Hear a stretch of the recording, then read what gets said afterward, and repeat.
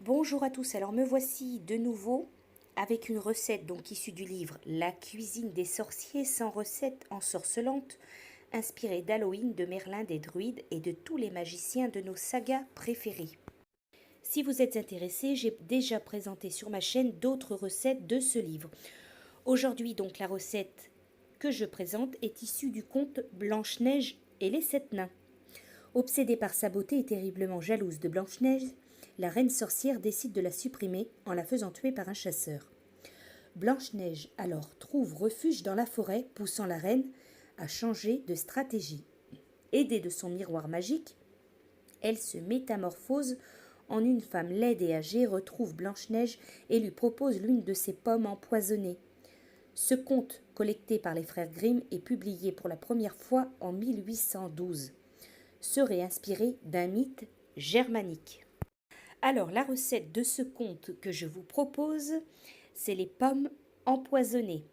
Délicieuses et irrésistibles, ces pommes sont idéales si, comme la sorcière de Blanche-Neige, vous estimez que l'on n'est jamais aussi bien servi que par soi-même pour mener une vengeance à bien.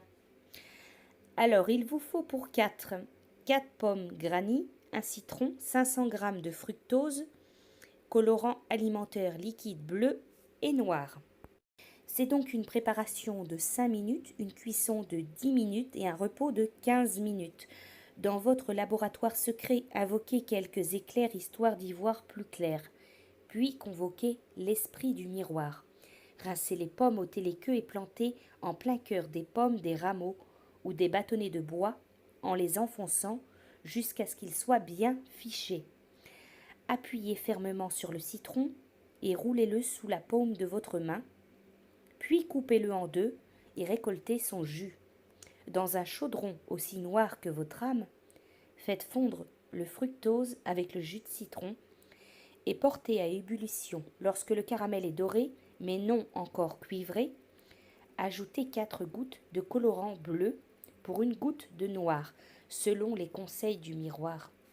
Mélangez et retirez du feu.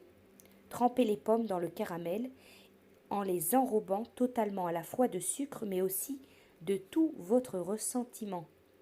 Déposez sur une assiette recouverte de papier de cuisson et laissez refroidir totalement jusqu'à ce que le caramel soit aussi sec que votre cœur.